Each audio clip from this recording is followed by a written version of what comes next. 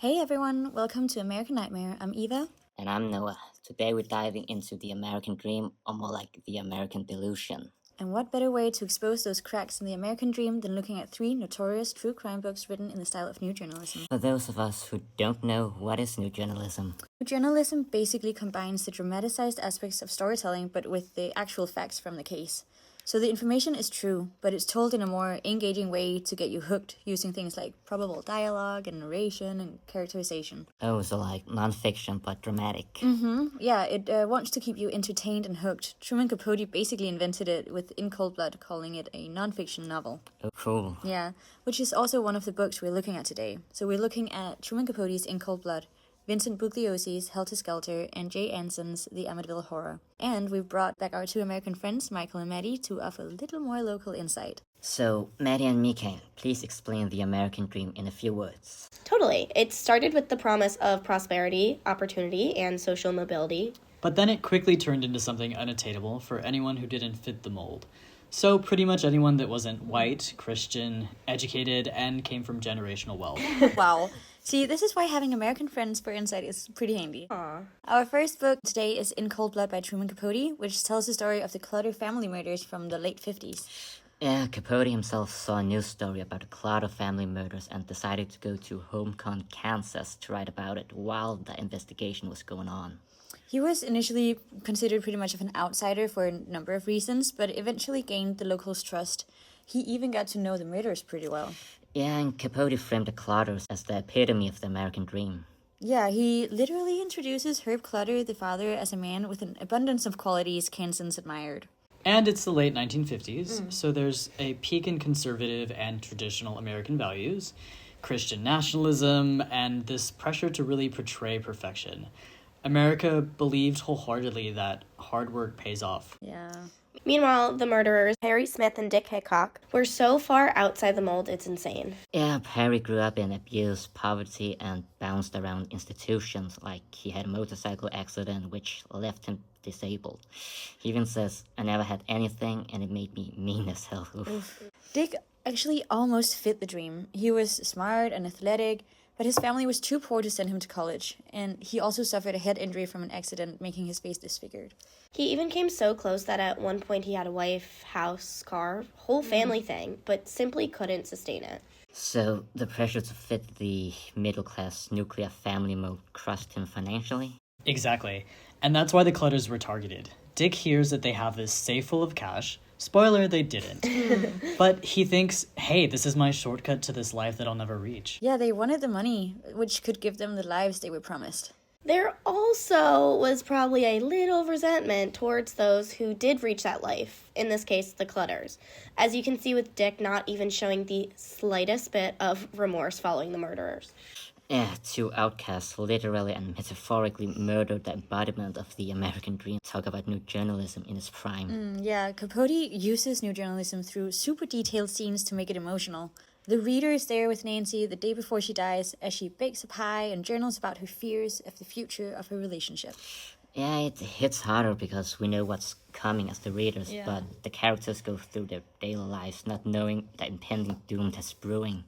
And the fact that she thought her biggest issue was that her family was Methodist and her boyfriend's was Roman Catholic, talk about heartbreaking. Yeah. Yeah, that emotional pull of sympathy for the character is a big draw to new journalism techniques. Absolutely. It keeps one continually engaged and wanting closure for these characters that you become attached to.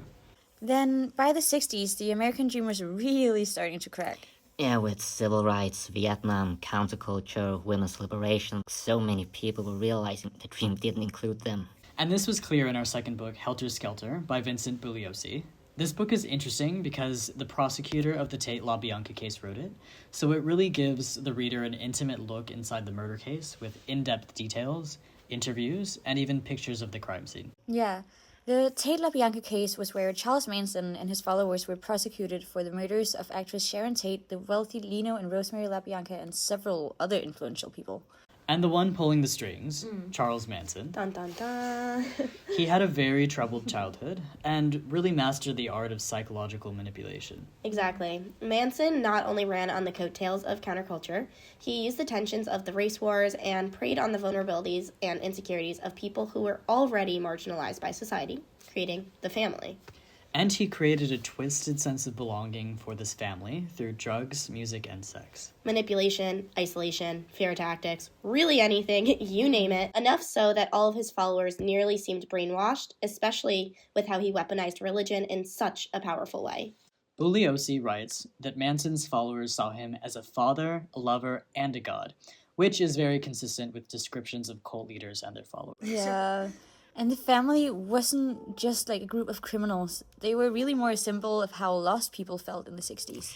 Yeah, the murders of Tate and the LaBiancas were a complete cultural shock. More like cultural earthquake. It had a huge effect. True, America was flipped upside down like Hollywood was supposed to be untouchable. Yes, with the glitz and the glam and the big gates, none of it mattered now. Bugliosi writes that the killings terrorized the city as no crime in recent memory had. Translation: America collectively freaked out. It showed that violence could hit even the most protected Americans, aka celebrities. I guess that's also why it got so much media coverage. Yeah, also the fact that it was one of the first acts of violence that did not seem to have any personal ties. This made it that much harder to find the culprit, and it caused so much fear. Which is also stated with how friendships ended, romances broke up, people were abruptly dropped from guest lists, parties cancelled, for with the fear came suspicion. The killer or killers could be almost anyone. And symbolically, you now have the in-group of wealth, fame, safety, and the out-group totally excluded from the dream. Both groups are under massive pressure, but responding very differently. Manson's evil manipulation shows how fragile people can be when they feel they don't fit the system. Right, and on a larger scale, I think Helter Skelter really held up a mirror to the times. The racial tension, counterculture rebellion, and all of this pressure to achieve the American dream. Great point. And now welcome to the 1970s. Cute on the outside, falling apart on the inside. Oh yeah, the age of glamour, free-spiritedness, and disco. Yes, but also Watergate, inflation, and the recession. True. Trust in America's institutions eroding away. Yeah. And of course, the rise of the satanic panic. Okay, like you said, cute on the outside, rotting away on the inside. Which brings us to the third book of today, Jay Anson's The Amityville Horror. Oh, and there was and still is so much speculation and mystery about this story and whether it's true or false. Even though this book was marketed as nonfiction. Yeah, totally. It tells the story of the Lutz's family's terrifying 28-day stay in their new, supposedly, haunted house.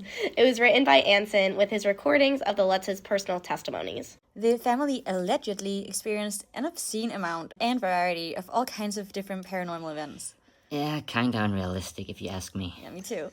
A little context for the period. In the 70s, new horror emerged as a product of this broader satanic panic and has been intensifying in popular culture, particularly within music of the younger generations. Yeah, there were so many fears of hidden evil that actually created a broader cultural fascination with the supernatural.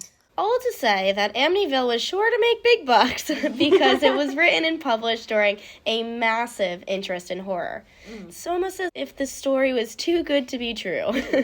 What, too on the nose? Amityville not only reflects, I think, the social anxieties and obsession with this rising horror genre of the time, but also it's very symbolic for the American dream facade.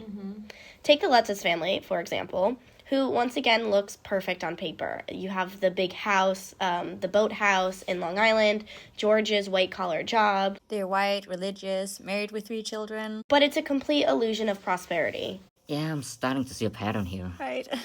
Anson makes it really clear in the novel that they were up to their neck in debt. At one point, he describes George as choking with the pressure of mounting bills. He's so overwhelmed that he begins to hallucinate about discovering these caches of cash around the house in the hopes that it will pull them out of their financial hole. Which, by the way, was created by trying to portray this aspirational life in the first place. Yeah, and Kathy is stressing about grocery prices, the length of the kids' pants. The house is literally freezing because they can't afford heat.